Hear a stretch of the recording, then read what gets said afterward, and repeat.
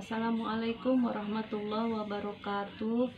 Selamat pagi, apa kabar semuanya? Semoga kalian berada dalam keadaan sehat walafiat. Amin.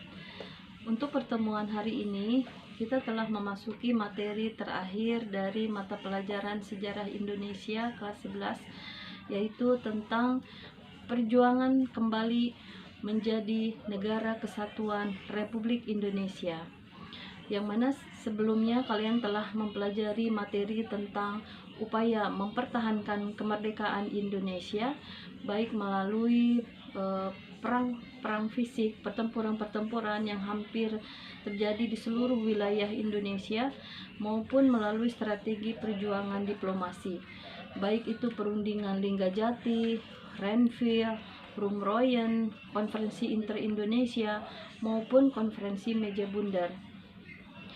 Dan berdasarkan Konferensi Meja Bundar, ternyata Belanda lebih menyetujui Indonesia ini dibentuk menjadi negara serikat atau negara federal, yang mana populer istilahnya pada saat itu dengan sebutan RIS, Republik Indonesia Serikat.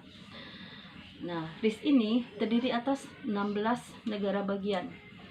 Nah, kalian harus mencari, silakan nanti tolong cari 16 negara bagian yang tergabung dalam RIS itu adalah negara apa saja.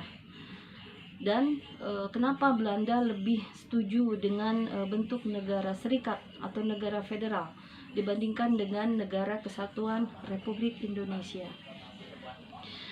Dan untuk mengatur masalah RIS ini, Belanda juga kemudian membentuk BFO, Bijeenkomst voor Federal Overleg. Nah, silakan kalian juga cari tentang BFO ini. Dan siapa yang menjadi presiden RIS pada saat itu? Yang menjadi presiden RIS pada saat itu ialah Insinyur Soekarno, dan Presiden Republik Indonesia pada saat itu adalah Mr. Asad. RIS berkedudukan di Jakarta, sedangkan Republik Indonesia berkedudukan di Yogyakarta. Dalam masa pemerintahan RIS ini, kabinet yang ada pada saat itu adalah kabinet yang disebut dengan Zaken Kabinet.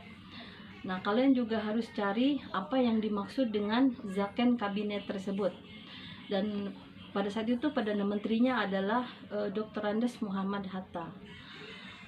Dan setelah persetujuan KMB ini juga dalam kelompok masyarakat Indonesia ada yang disebut dengan golongan unitaris dan juga ada golongan federalis.